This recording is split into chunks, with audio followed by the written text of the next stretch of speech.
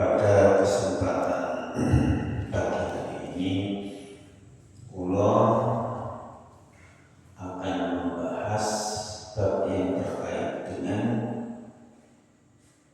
keutamaan menuntut ilmu, fadilatul ilmi. Menuntut ilmu ini merupakan perkara yang wajib bagi kita, karena kalau kita tidak mau menuntut ilmu, maka segala sesuatu yang kita lakukan tidak akan benar, tidak akan lurus. Oleh karena itu, wajib bagi kita dalam setiap hari untuk mencari ilmu,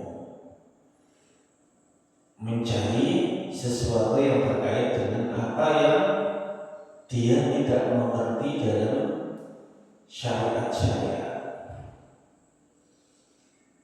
Ini merupakan hal yang harus kita lakukan. Banyak cara menuntut ilmu pada zaman ini. Kalau ulama atau para penuntut ilmu di zaman dahulu itu mereka mendatangi halaqah ilmu. Jadi banyak di antara para penuntut ilmu itu yang mendatangi halaqah para ulama, mendengarkan fatwa-fatwa mereka dan juga mendengarkan perkara-perkara yang terkait dengan hukum-hukum secara syariat. Dan ini memang sudah sejak dulu, yang mana halaqah ilmu ini terjadi atau diitukan oleh para ulama sebagai salah satu cara untuk menuntut ilmu. Jadi para ulama itu mereka mengajarkan ilmu di halaqah mereka, entah di suatu tempat yang dekat dengan mereka atau bagaimana. Yang pasti banyak orang yang datang berkerumun untuk menuntut ilmu. Para jemaah sekalian yang dirahmati oleh Allah, terlepas dari kebiasaan mereka semua, Allah Subhanahu wa Ta'ala menjadikan ilmu itu sebagai sesuatu yang sangat dihargai. Ilmu itu menjadikan orang-orang yang menuntutnya itu menjadi orang-orang yang berbeda dengan orang yang tidak punya ilmu. Contohipun Allah niku menyatakan dalam surat Al-Mujadalah, A'udzu billahi minasyaitonir rajim. Bismillahirrahmanirrahim. Yarfa'illahu alladhina amanu minkum walladhina utul ilma darajat. Al-Mujadalah ayat 11. Allah meninggikan orang-orang yang beriman di antara kalian semua. Kemudian orang-orang yang diberi ilmu darajatin, beberapa derajat. Di sini sangat jelas sekali para jemaah, Allah meninggikan, memuliakan orang-orang yang beriman, aman. Namun Allah juga meninggikan orang yang berilmu. Jadi orang-orang yang beriman kemudian berilmu beberapa derajat. yang mana derajat satu dengan yang lain itu antara langit dan bumi jaraknya. Ada yang mengatakan 700 derajat, yang setiap kali satu kali derajat itu jaraknya antara langit dan bumi. Dan Allah Maha Penguasa, Allah Maha Kuasa dengan melakukan hal yang seperti itu. Para jemaah, ayat ini menunjukkan akan kuasanya atau hebatnya orang-orang yang berilmu itu. Dan di sini yang dimaksud dengan ilmu menurut Ibnu Abbas dan para sahabat, ilmu yang dimaksud dengan ayat tersebut adalah ilmu Al-Quran. Ilmu Al-Quran. Banyak orang-orang yang menuntut ilmu dengan Al-Quran ini, karena Al-Quran itu merupakan ilmu yang sangat luar biasa, di mana orang-orang yang mentadaburinya tidak akan pernah bisa selesai. Sampai sekarang sekalipun orang yang mempelajari Al-Quran dia tetap wonten, meskipun Al-Quran itu hanya 30 juz. Tapi ilmu yang terpancar dari Al-Quran itu merupakan ilmu yang sangat banyak dan luar biasa. Sumber sing mboten entek-entek. Sumber ilmu sing mboten entek-entek kaitane kali napa kejernihan hati. Umpamanya salah satu ilmu itu. Siapa yang dia mampu mempelajari Al-Quran dengan bagus, niscaya dia akan mampu menjernihkan hatinya. Bahkan Allah akan secara langsung memberikan karunia, yaitu dengan kejernihan hati. Terus ini adalah ilmu yang terkait dengan Al-Quran dan juga disebut sebagai ilmu hikmah. Ilmu hikmah. Ilmu hikmah ini tidak semua manusia bisa melakukan atau dapat mendapatkan ilmu hikmah ini. Sebabnya orang-orang yang mendapatkan ilmu hikmah itu biasanya tiange mumpun jernih atine, mumpun api napa atine. Wis tujuane iku nek nang Allah maupun kata dikire terus kata memperbanyak atau memperdalam apa yang ada pada Al-Quran. Nah ini tiang-tiang sing dinyatakan sebagai yarfa'illahu alladziina aamanu minkum walladziina utul ilma darajat. Jamaah sekalian yang dirahmati oleh Allah. Kemudian ada sebuah hadis dari Muawiyah radhiyallahu anhu qala Rasulullah sallallahu alaihi wasallam. Rasulullah sallallahu alaihi wasallam bersabda, "Man yuridillahu bihi khairan yufaqihu fid-din." Siapa yang menghendaki Allah akan kebaikan seorang hamba, maka Allah akan memfaqihkan dalam perkara agama. Dan jemaah niki hadis yang terkait dengan pemuliaan Allah terhadap seorang hamba. Dengan apa? Dengan memahamkan dirinya dalam masalah agama. ini kan bisa jadi suatu penjelasan yang juga real bahwa para ulama itu difaqihkan. Para ulama itu difaqihkan terhadap permasalahan agama. Dan ini merupakan sesuatu yang tidak bisa semua orang mendapatkan perkara seperti ini.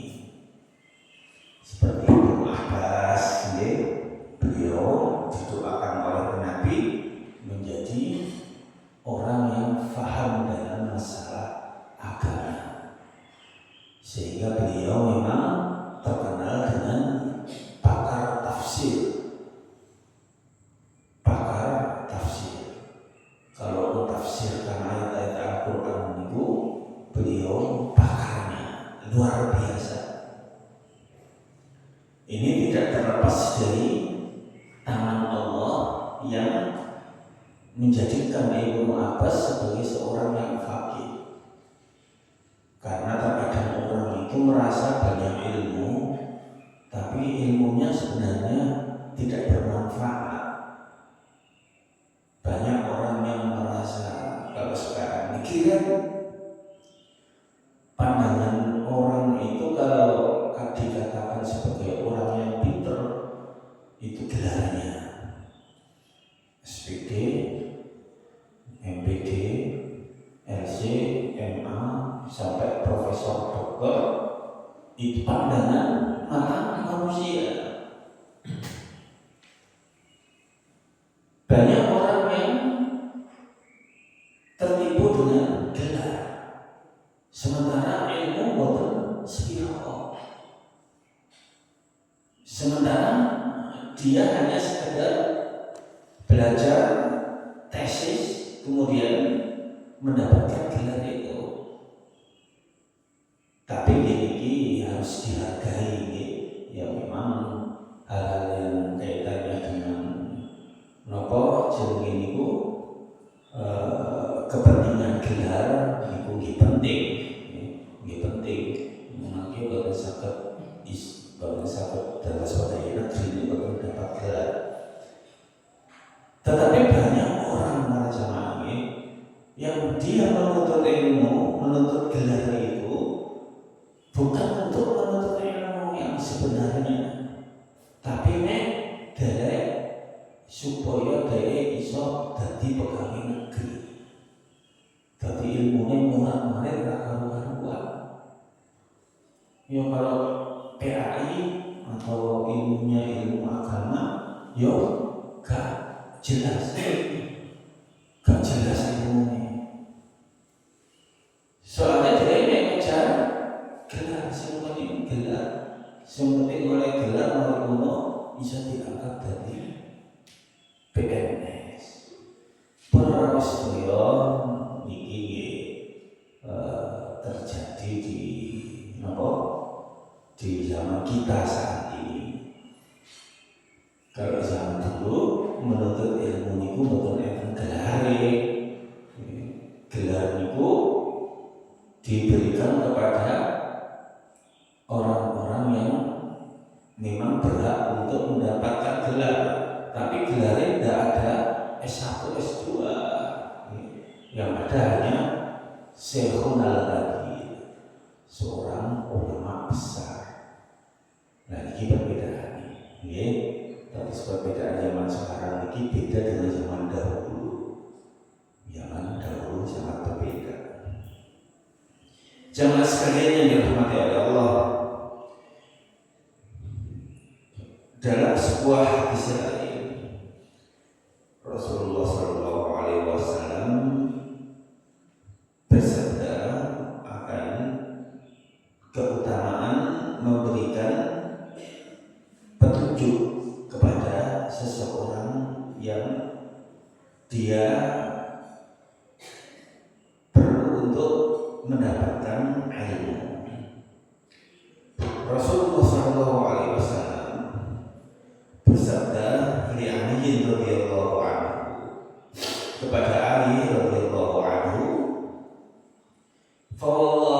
demi Allah, li ayyahdiyallahu bika rajulan wahidan, seandainya engkau memberikan petunjuk kepada satu orang yang kaitannya dengan perbuatan baik, maka khairul laka min humurin ni'am, itu lebih baik kepadamu daripada kamu mendapatkan onta merah. Ini hadis muttafaqun alaih. Ada keutamaan dalam menyebarkan ilmu. Terus umpamanya kita di sini membahas satu ayat, dua ayat, itu masuk nasarul ilmi, gitu, masuk menyebarkan ilmu, yang kemudian insya Allah ilmu itu bisa dipraktekkan dan bisa difahami. Entah faham atau tidak, biasanya orang yang datang di halaqah ilmu itu akan menyaring apa yang dia dapatkan, karena mendengarkan itu biasanya lebih eling timbangane moco. Jadi luwih enak ngrungokno, dalam hal menuntut ilmu ini. Nah, masyarakat ilmi yang dikatakan oleh Rasulullah SAW, ketika kita menyebarkan ilmu, maka itu lebih baik, ya, itu lebih baik berbanding humurun ni'am. Humurun ni'am itu apa? Untuk si paling api. Maksudnya di zaman dahulu, onta atau kendaraan yang paling dijadikan andalan itu adalah onta merah ini. Nek dua onta merah berarti keren piyambak ini. Piyambak ini saged pamer regane duwe onta merah. Lah niki jauh lebih baik berbandingkan onta merah. Terus seorang yang menyebarkan ilmu, satu ilmu atau beberapa ilmu kaitannya di halaqah ilmi, itu bisa membuat orang yang menyebarkannya mendapatkan keutamaan yang lebih baik daripada harga, maksudnya harganya onta merah. Ya kalau zaman sekarang ya mobil mewah gitu, apa kalau apa. Terus niki keutamaan ini. Terus jangan meremehkan kita untuk menyebarkan ilmu. Para jamaah sekalian yang dirahmati oleh Allah, dalam satu hadis lain dari Abdullah bin Amr bin Al-As radhiyallahu anhuma, anna Nabi sallallahu alaihi wasallam qala, sesungguhnya Nabi sallallahu alaihi wasallam qala, balaghu anni walau ayat, balaghu anni walau ayat, balighu anni walau ayat, sampaikan kepadaku meskipun hanya satu ayat. Wa haddatsu an Bani Israil wa laharat, dan berbincanglah dari Bani Israil dan jangan merasa berat. Wa man kadzaba alayya muta'ammidan falyatabawwa maq'adahu minan nar. Dan barang siapa yang sengaja berbuat dusta atas namaku, maka hendaklah dia bersiap-siap untuk menempati api neraka, untuk menempati tempat duduknya di neraka. Para jamaah sekalian,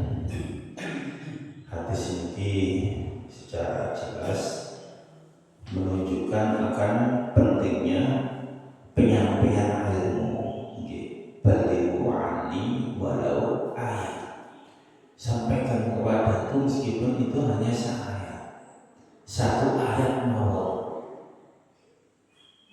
Niku pentingnya ilmu. Sementara ilmu niku akeh. Apa maneh nek wis dirumusno para ulama, ilmu akeh dari kaitannya dengan ilmu-ilmu syariat. Bayangkan hanya 30 juz, tapi apa yang terpancar dari 30 juz itu tidak bisa menjadi sumber dari ilmu sing sak perpustakaan gede ini. Sak perpustakaan gede ini bukan sak masjid ini, tapi sak gedung sing gede. Itu ilmu semua. Dan ilmu ini ditulis oleh para ulama. Masya Allah ya. Terus bagi mu'alim ini adalah salah satu salah satu motivasi para ulama untuk menulis ilmu-ilmu yang disampaikan kepada para manusia, disampaikan kepada orang-orang mukmin agar membaca dan mempelajarinya. Dan ini tentu pahalanya besar, pahalanya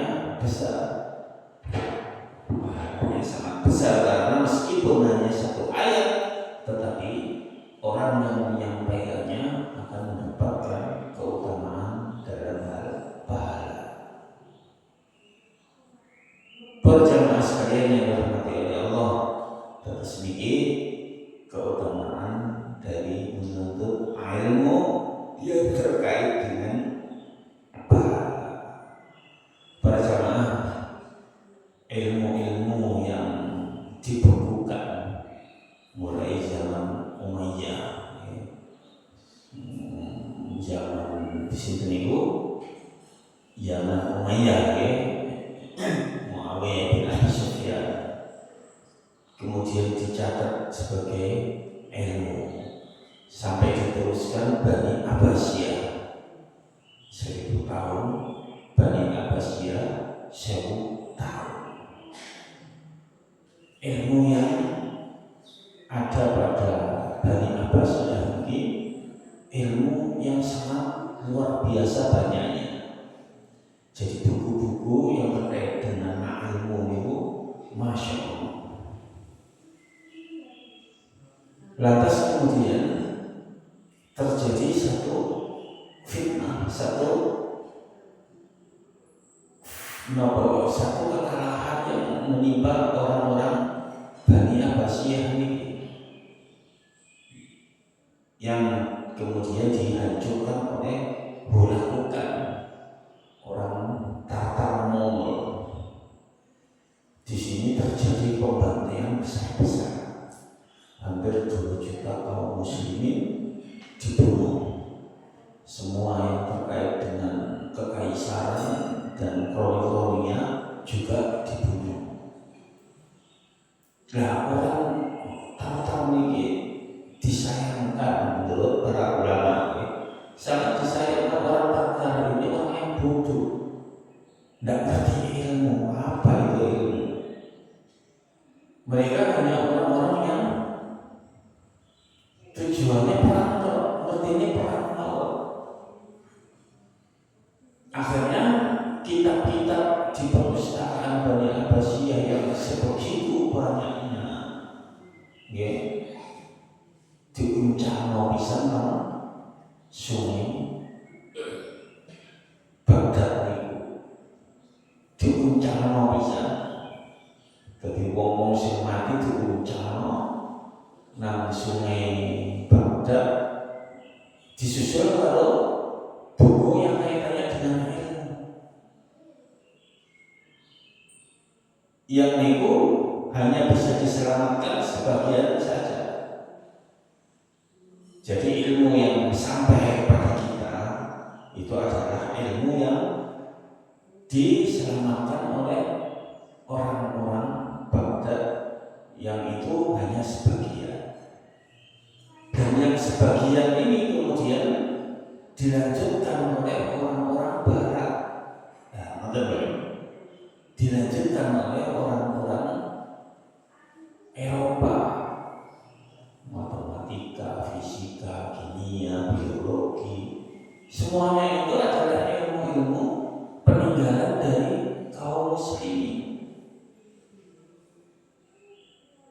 Lah meskipun hanya nopo sebagian kok yang diambil itu karena apa yang terkait dengan masalah agama mereka buang karena bukan itu hubungannya dari kekafiran mereka.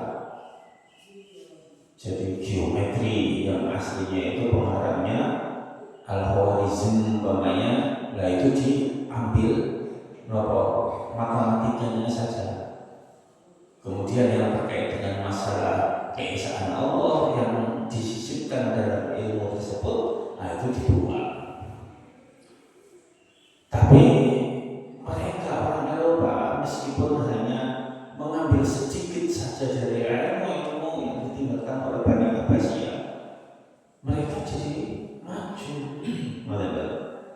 Jadi maju mereka bisa menciptakan pesawat, bisa menciptakan senjata, bisa menciptakan